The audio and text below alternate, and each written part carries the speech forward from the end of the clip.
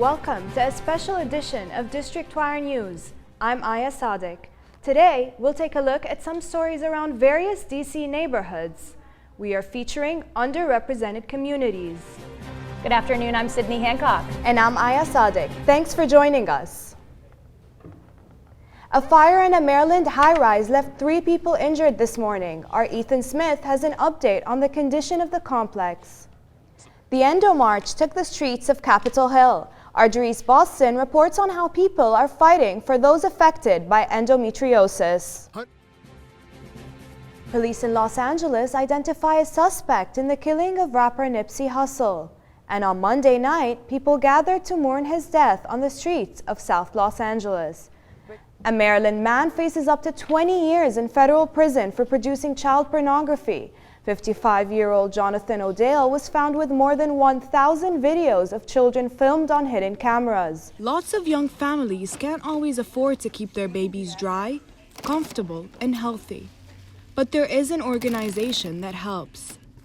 The Greater DC Diaper Bank provides diapers and personal hygiene products to social service organizations that are already helping families in need. Mothers, fathers, and even little children come together to the warehouse in Maryland to help package and send out diapers to nonprofits. This park in the Washington suburb of Fairfax, Virginia is about as far as it could be from the terror experienced by the parents of these children in their native Xinjiang province. Here, they play and speak the Uyghur language freely, something they are not allowed to do in their homeland. Irade Kashgari co-founded Anna Karen Education, a Uyghur language school in Northern Virginia.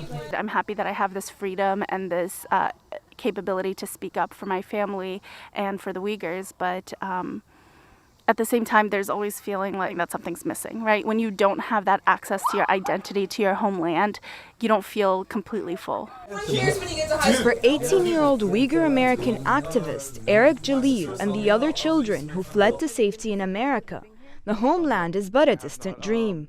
My biggest disappointment is I won't be able to go back. I mean, it's where I'm from. I always wanted to see where my parents grew up. They always described how it was a beautiful place.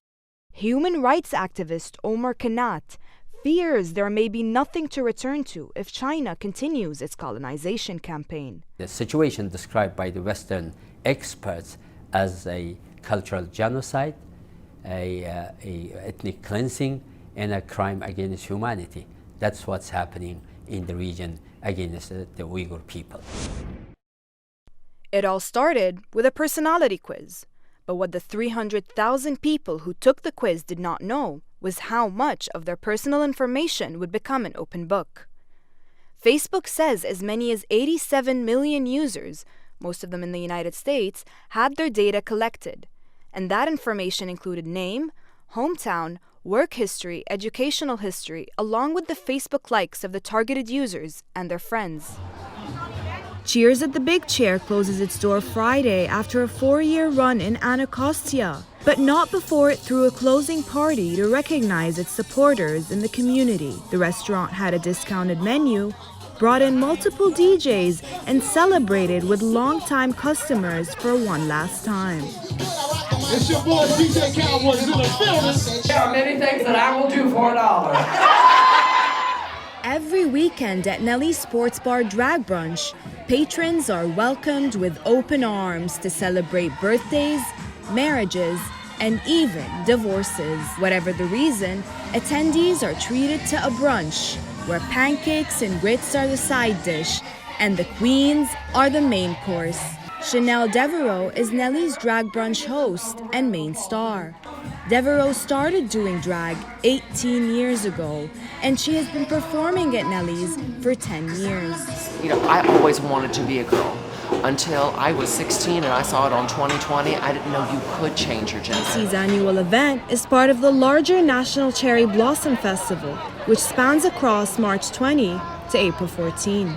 The Blossom Festival commemorates the donation of 3,000 cherry trees by the mayor of Tokyo to Washington in 1912. Most of the cherry blossoms have hit the white, puffy stage, when the flowers are just starting to open. They're expected to hit their peak bloom on Monday. For District Wire News, I'm Aya Sadiq.